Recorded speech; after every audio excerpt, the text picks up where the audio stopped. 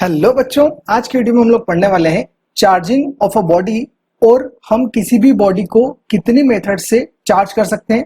तो सबसे पहले हम लोग ये देखेंगे कि किसी भी बॉडी को चार्ज कैसे किया जा सकता है या फिर कोई भी बॉडी का चार्ज होना क्या होता है।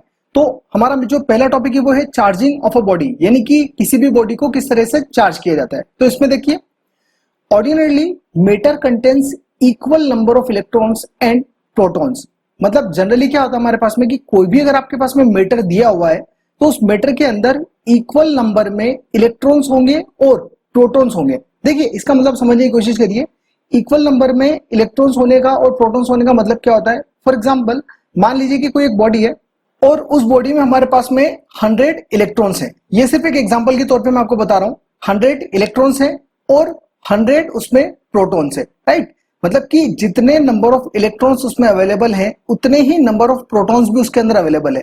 तो इस केस में हम उस बॉडी को क्या बोलेंगे कि वो बॉडी क्या है, न्यूट्रल है। न्यूट्रल का मतलब क्या हो गया, ना तो उसके अंदर ज्यादा अमाउंट में इलेक्ट्रॉन्स है और ना उसके अंदर ज्यादा अमाउंट में प्रोटॉन्स है। मतलब कि जितने इलेक्ट्रॉन्स हैं, जितने नंबर ऑफ इलेक्ट्रॉन्स हैं उतने के उतने उसके अंदर नंबर ऑफ प्रोटॉन्स भी हैं, राइट। अब इसके आगे क्या है हमारे पास में, a body can be charged by transfer of electrons और रीडिस्ट्रीब्यूशन ऑफ इलेक्ट्रॉन्स। यानी कि अगर आपको बॉडी को चार्ज करना है तो चार्ज करने के लिए क्या करोगे, आपको ट्रांसफर करना पड़ेगा। किसको ट्रांसफर करना पड़ेगा, इलेक्ट्रॉन्स को ट्रांसफर करना पड़ेगा। या फिर आप उसको अदर वर्ड्स में बोल सकते हो, इलेक्ट्रॉन्स का रीडिस्ट्रीब्यूशन करना पड़ेगा। देखिए, इलेक्ट्रॉन्स को ट्रांसफर करने का मतलब क्या होगा कि एक बॉडी से किसी दूसरी बॉडी पर भेज देना। मान लीजिए यहाँ पे ये बॉडी हमारे पास में थी, इसमें हम लोगों ने बोला कि 100 इलेक्ट्रॉन्स है और 100 प्रोटॉन है, राइट। इस बॉडी को हम लोगों ने नाम दिया ए बॉडी के अंदर जितने नंबर में इलेक्ट्रॉन्स हैं उतने ही नंबर में प्रोटॉन्स भी है। अगर आपको चार्ज करना है इसको तो आप क्या करोगे, इसके अंदर जो इलेक्ट्रॉन्स मौजूद हैं, यानी कि जो 100 इलेक्ट्रॉन्स हैं, इनको आपको या तो ट्रांसफर करना पड़ेगा या फिर किसी दूसरी बॉडी से इलेक्ट्रॉन्स को लेना पड़ेगा। जरूरी नहीं है कि आप 100 के 100 इलेक्ट्रॉन्स को ट्रांसफर करो। जितने भी नंबर ऑफ इलेक्ट्रॉन्स को आप ट्रांसफर करना चाहते हैं उतने आप उसके अंदर कर सकते हैं, राइट। इसके अंदर प्रोटॉन्स को ट्रांसफर करने का नाम क्यों नहीं लिया। देखिए, प्रोटॉन्स को ट्रांसफर हम लोग इसलिए नहीं कर सकते क्योंकि proton as compare to electron काफी ज्यादा हैवी होता है। काफी ज्यादा कितना होता है, लगभग 1836 टाइम्स ज्यादा हैवी होता है प्रोटॉन इलेक्ट्रॉन के कंपैरिजन में। सेकेंड चीज, जो प्रोटॉन होता है वो न्यूक्लियस के अंदर होता है। मतलब कि किसी भी एटम के का जो न्यूक्लियस होता है उस न्यूक्लियस के भी अंदर प्रोटॉन मौजूद होता है। और इलेक्ट्रॉन तो क्या होता है, बाहर वाले शेल में चक्कर लगाता है। जैसे हमारे पास में शेल है तो यहाँ पे क्या होगा, इलेक्ट्रॉन चक्कर लगाएगा। तो इलेक्ट्रॉन को निकालना ज्यादा इजी है एज कंपेयर टू प्रोटॉन को निकालना। तो इसलिए हम लोग बोलते हैं कि हम लोग जब भी ट्रांसफर करवाएंगे वो हम लोग इलेक्ट्रॉन्स का करवाएंगे, न कि प्रोटॉन्स का। ओके, अब इसके बाद है हमारे पास में, a body can be charge by transfer by electrons only because protons are inside the nucleus and it is very difficult to remove them from there. Electrons lie in the outer shells and it is easier to remove them. ये चीज मैंने अभी आपको explain करी थी कि electrons जो होते हैं हमारे पास में आउटर शेल में होते हैं। प्रोटॉन्स को निकालना काफी ज्यादा टफ होता है क्योंकि वो न्यूक्लियस के अंदर होते हैं। ओके, ये मैं आपको ऑलरेडी एक्सप्लेन कर चुका हूं और अगर आपको लिखना हो तो एज ए नोट्स आप ये लिख सकते हैं। अब उसके बाद में आगे देखते हैं हमारे पास में, to charge a body negatively. मतलब जो चार्ज्ड बॉडी है वो चार्ज बॉडी दो तरीके से हो सकती है। पहला तो हमारे पास में नेगेटिवली हो सकती है, और नेगेटिवली चार्ज का मतलब क्या होगा, उसके अंदर इलेक्ट्रॉन्स आपको देने पड़ेंगे, some electrons given to it. मतलब अगर आप ये बोलो कि कोई भी एक बॉडी नेगेटिवली चार्ज है तो नेगेटिवली चार्ज होने का मतलब क्या है, उस बॉडी ने इलेक्ट्रॉन्स लिए हैं किसी दूसरी बॉडी से। ओके, दूसरा हमारे पास में होता है, to charge a body positively some electrons are taken from it. मतलब अगर आपको किसी भी बॉडी को पॉजिटिवली चार्ज करना हुआ तो वहां पे आप क्या बोलोगे कि जो इलेक्ट्रॉन्स हैं उस बॉडी में से निकाल लिए गए हैं। इस चीज को ध्यान से समझिएगा कि अगर किसी भी बॉडी को नेगेटिवली चार्ज करना हुआ तो हम क्या करेंगे, उसमें इलेक्ट्रॉन्स देंगे, और अगर पॉजिटिवली चार्ज करना हुआ तो उस बॉडी में से इलेक्ट्रॉन्स ले लेंगे। जैसे यहाँ पे अगर आप एग्जाम्पल के तौर पर समझो तो मान लीजिए कि अभी मैंने आपको बताया था कि एक बॉडी जिसके अंदर 100 इलेक्ट्रॉन्स हैं और 100 उसके अंदर प्रोटॉन्स है, मतलब कि ये बॉडी न्यूट्रल है। अब अगर आप इसको नेगेटिवली चार्ज करना चाहते हो तो नेगेटिवली चार्ज करने के लिए क्या करेंगे, देखिए यहाँ पे नंबर ऑफ इलेक्ट्रॉन्स अभी कितने हैं, 100। आप मान लीजिए किसी दूसरी बॉडी में से 50 इलेक्ट्रॉन्स लेकर आ गए। 50 इलेक्ट्रॉन्स आपने इस बॉडी को दे दिए तो टोटल इलेक्ट्रॉन इसके पास में कितने हो गए, 150। क्योंकि 100 तो पहले से थे और 50 हम लोग लेके आ गए तो टोटल इलेक्ट्रॉन हो गए 150। और प्रोटॉन्स अभी भी इसके पास में कितने हैं, 100। करेक्ट। तो देखिए यहाँ पे 150 तो इलेक्ट्रॉन्स हो गए और 100 अभी भी इसके अंदर प्रोटॉन है, मतलब इसके अंदर ज्यादा क्या हो गया, इलेक्ट्रॉन्स या फिर प्रोटॉन्स। तो आंसर है हमारे पास में इलेक्ट्रॉन्स इसके अंदर ज्यादा हो गए, और कितने ज्यादा है, 50 से ज्यादा है, राइट। तो इस बॉडी को क्या बोलेंगे हम लोग, ये नेगेटिवली चार्ज हो गई। ओके, तो ये तो हो गया हमारे पास में नेगेटिवली का। अगर हम लोग पॉजिटिवली की बात करें तो पॉजिटिव चार्ज करने के लिए हमको क्या करना पड़ेगा, देखिए 100 इलेक्ट्रॉन्स है, 100 ही प्रोटॉन्स है। अगर आप इसके अंदर से मान लीजिए 30 इलेक्ट्रॉन्स को बाहर निकाल लेते हो, है ना, इस बॉडी में से 30 इलेक्ट्रॉन्स को बाहर निकाल देते हो, किसी दूसरी बॉडी में ट्रांसफर कर देते हो, तो 30 इलेक्ट्रॉन्स निकालने के बाद में इसके अंदर कितने बचेंगे हमारे पास में, 70 इलेक्ट्रॉन्स बचेंगे। और प्रोटॉन्स कितने इसके अंदर, 100 प्रोटॉन्स है, राइट। इलेक्ट्रॉन्स 70 हो गए, प्रोटॉन्स कितने हैं, 100, यानी कि 30 प्रोटॉन्स एक्स्ट्रा हैं। 70 से 70 तो क्या करेगा, न्यूट्रलाइज कर देगा। एक्सेस कितना बचा अपने पास में, 30 प्रोटॉन्स यहां पर एक्स्ट्रा बचेंगे। तो वो 30 प्रोटॉन्स की वजह से वो बॉडी क्या हो जाएगी हमारे पास में, पॉजिटिवली चार्ज हो जाएगी। ओके, यहां तक क्लियर हुआ। अब उसके आगे देखते हैं हम लोग। देखिए हम लोगों ने चार्जिंग तो पढ़ लिया है कि चार्जिंग ऑफ अ बॉडी क्या होता है और कैसे होता है। अब हम टोटल मेथड देखेंगे कि हमारे पास में कितने मेथड होते हैं चार्जिंग के। तो देखिए मेथड्स ऑफ चार्जिंग हमारे पास में टोटल 3 होती है, जिसमें से पहला मेथड आज हम लोग इस वीडियो में डिस्कस करने वाले हैं। और पहला मेथड है हमारे पास में चार्जिंग बाय फ्रिक्शन। इसका मतलब है कि अगर आपको किसी भी बॉडी को चार्ज करना है फ्रिक्शन के थ्रू। फ्रिक्शन का मतलब क्या होता है, जब भी किसी एक बॉडी को, मान लीजिए कोई एक बॉडी है ए और दूसरी बॉडी हमारे पास में बी, इन दोनों बॉडीज को आपस में रब करोगे। रब करने का मतलब रगड़ना, एक दूसरे के साथ में अगर रगड़ोगे तो क्या होगा, फ्रिक्शन होगा, और फ्रिक्शन होने की वजह से वो बॉडी चार्ज हो जाएगी। इसी मेथड को हम लोग बोलते हैं चार्जिंग बाय फ्रिक्शन। अब ये होता कैसे वो टोटल देखते हैं हम लोग। देखिए when a body is rubbed with another body, मतलब कोई भी एक बॉडी है जिसको अगर हम लोग, रब्ड का मतलब फिर से बता देता हूं, रगड़ना होता है किसी दूसरी बॉडी के साथ में, electrons are transferred from the material with lower work function to the, देखिए यहां तक समझते हैं। इसका मतलब क्या होगा कि अगर किसी भी एक बॉडी को दूसरी बॉडी से आप रब करोगे तो रब करने पर क्या होंगे, जो इलेक्ट्रॉन्स हैं वो क्या हो जाएंगे, ट्रांसफर हो जाएंगे।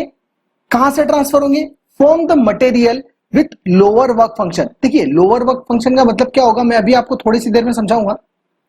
अभी सब सिर्फ इतना समझ लीजिए कि कोई भी एक मटेरियल जिसका लोअर वर्क फंक्शन है, ठीक है, उस बॉडी में से इलेक्ट्रॉन्स निकलेंगे। कैसे निकलेंगे, क्योंकि देखिए क्या लिखा हुआ है, फ्रॉम। फ्रॉम लिखा हुआ है, मतलब एक बॉडी हो गई ए, दूसरी बॉडी हो गई बी। अगर हम लोग ये माने कि ए जो है इसका हमारे पास में लोअर वर्क फंक्शन है ना, लोअर वर्क फंक्शन है, तो क्या होगा, इस बॉडी में से इलेक्ट्रॉन्स निकलेंगे, करेक्ट, और किस में जाएंगे, to the higher work function, मतलब दूसरी बॉडी जिसका हायर वर्क फंक्शन होगा। डेफिनेटली अगर दो बॉडीज हैं अलग अलग मटेरियल की, तो एक बॉडी का लोअर वर्क फंक्शन होगा, दूसरी बॉडी का हायर वर्क फंक्शन होगा। तो दोनों बॉडीज को जब आप रब करोगे तो लोअर वर्क फंक्शन वाली बॉडी में से इलेक्ट्रॉन्स निकलकर हायर वर्क फंक्शन वाली बॉडी में ट्रांसफर हो जाएंगे। ओके, देखिए material with higher work function by making one body positively charged and the other negatively charged, right. यहां पे क्या हो गया कि मैंने अभी आपको बताया था कि अगर एक बॉडी ए है दूसरी बॉडी बी है, इन दोनों बॉडीज को आपस में अगर आप रब करोगे तो एक बॉडी जिसका लोअर वर्क फंक्शन है उसमें से इलेक्ट्रॉन्स निकलकर दूसरी बॉडी जिसका हायर वर्क फंक्शन होगा उसमें इलेक्ट्रॉन्स ट्रांसफर हो जाएंगे। अब जब इलेक्ट्रॉन्स ट्रांसफर होंगे तो उसकी वजह से क्या होगा कि एक बॉडी तो हो जाएगी पॉजिटिवली चार्ज और एक बॉडी हो जाएगी नेगेटिवली चार्ज। अब एग्जांपल देखते हैं इसका कैसे क्या होगा। देखिए जैसे कि एक एग्जांपल लें, when glass rod is rubbed with silk cloth. एक ग्लास की कोई भी एक रॉड ले लेते हैं, ग्लास मतलब एक कांच की छड़ जिसको हम लोग बोल सकते हैं, अगर उसको सिल्क क्लॉथ के साथ में रब किया जाए, मतलब सिल्क मटेरियल का एक कपड़ा है, अगर उसके साथ में आप रब करोगे तो जो ग्लास रोड है वो क्या हो जाएगी, becomes positively charged and silk cloth is negatively charge. उस केस में क्या होगा, जो ग्लास रोड है वो तो हो जाएगी हमारे पास पॉजिटिवली चार्ज और जो सिल्क का कपड़ा है वो हो जाएगा नेगेटिवली चार्ज। देखिए इसको डायग्राम से समझते हैं। यहां पे हमारे पास में ये है ग्लास रोड, ठीक है। अब इस ग्लास रोड के साथ में ये जो सिल्क का कपड़ा है, इस कपड़े को अपन ने रब किया, ठीक है। रबिंग मतलब एक दूसरे के ऊपर इसको रगड़ेंगे। अब रगड़ने से क्या होगा कि ये जो सिल्क का कपड़ा है इस कपड़े के ऊपर तो नेगेटिव चार्जेस आ जाएंगे और ये जो ग्लास रोड होगी इस ग्लास रोड के ऊपर पॉजिटिव चार्ज आ जाएंगे। अब देखिए यहां पर आप मुझे ये बता सकते हैं कि किसका वर्क फंक्शन कम है और किसका वर्क फंक्शन ज्यादा है। अभी मैंने आपको ऊपर बताया था कि जिस किसी बॉडी का लोअर वर्क फंक्शन होगा उसमें से इलेक्ट्रॉन्स निकल जाएंगे, और जिस बॉडी में से इलेक्ट्रॉन्स निकल जाते हैं उस बॉडी को हम लोग बोलते हैं पॉजिटिवली चार्ज हो जाना, राइट। तो यहाँ पे पॉजिटिवली चार्ज कौन हुई हमारे पास में, ग्लास रोड हो गई। ग्लास रोड अगर पॉजिटिवली चार्ज हो गई तो इसका क्या है हमारे पास में, लोअर वर्क फंक्शन है। और जो सिल्क का कपड़ा है वो नेगेटिव चार्ज हो गया, नेगेटिवली चार्ज हो गया। तो नेगेटिवली चार्ज का मतलब क्या हो गया, यहाँ पे इसका जो वर्क फंक्शन है वो हायर वर्क फंक्शन है।